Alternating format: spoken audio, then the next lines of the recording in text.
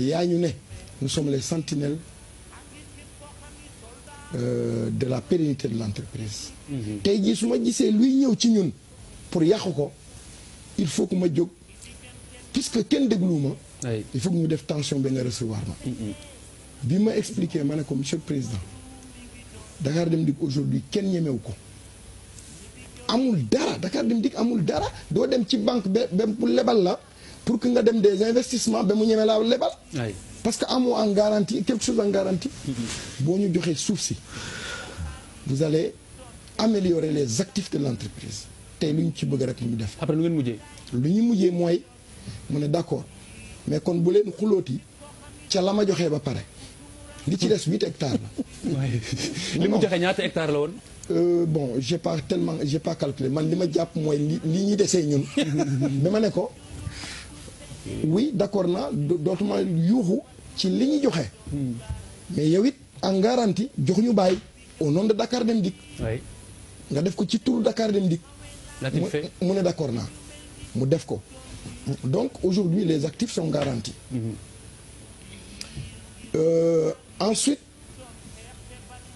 Macky Sall ñëw quand le président Macky Sall est venu.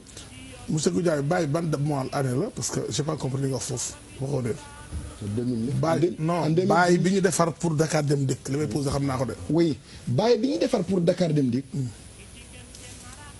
c'était en je me rappelle bien. alors on va vous laisser exposer. après nga wax ñu non c'est vite fait le bail je me souviens bien on avait bon je suis un peu perdu dans les trucs là donc. en attendant quand ils ont donné le bail. c'était en. 2013 vers 2011. Ça c'était le bail. Mais c'est au cours du régime de Macky Sall qu'on en a fait un titre foncier. Pour encore mieux sécuriser. Parce que la démarche c'était pour arriver à terme au titre foncier.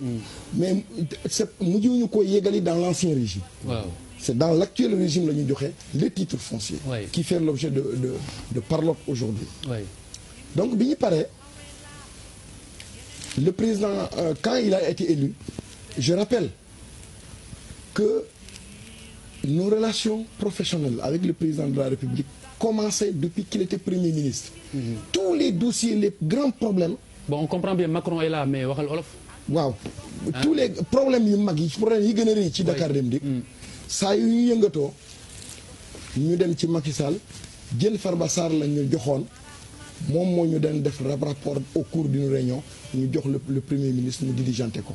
kon xam na bu baax Dakar Dem Dikk. de sorte que bi mu toogee rek il a fait un conseil dafa def conseil des ministres. boo xam ne wax na ci problème mu Dakar Dem Dikk lam ci bëgg li ma frappé c'est un passage rek bi may lire en français. Le président a rappelé à ce propos toute sa détermination quand un président dit je suis déterminé à faire assurer la pérennisation de l'outil de travail qui passe d'abord par le règlement rapide passif dû par l'État.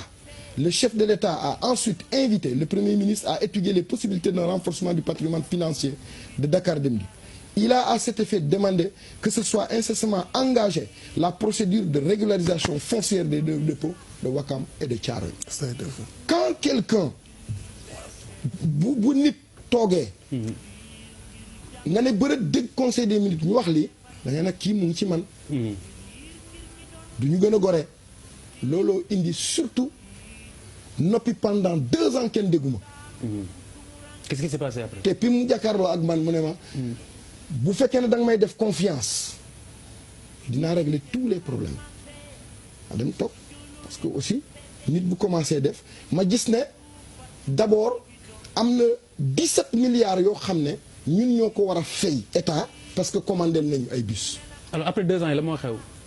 oui mu ne baal naa loolu après 2 ans yi non j'en viens donc ça c'est pour expliquer pourquoi il y a eu la paix sociale à Dakar Dem Dikk. C'est pas ça ne c'est pas du fait de qui que ce soit c'est que les actes de gestion posés li nga xam ne actes yi ñu posé ñoo ñu rassuré loolu tax ñu toog jublu ci liggéey bi.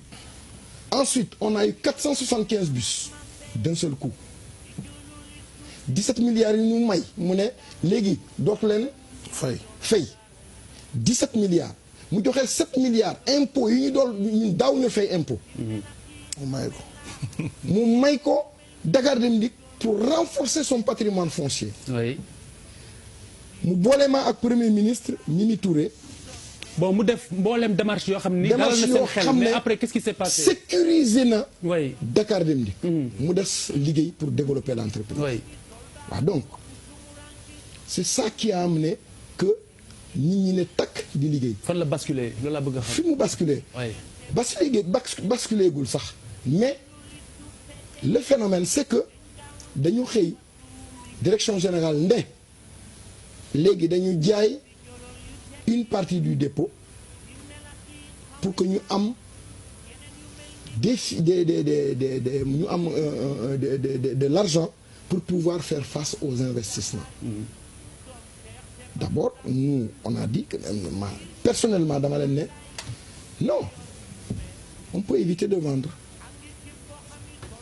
Il nous a coupé court ci réunion délégué du personnel mu ne on ne demande pas votre avis ki laaj ñu leen avis conseil d'administration moo jël dogal ak man maa proposé au conseil d'administration jël dogal les autorités sont informées je ne fais que vous informer waxuma leen ngeen joxe votre avis. très bien.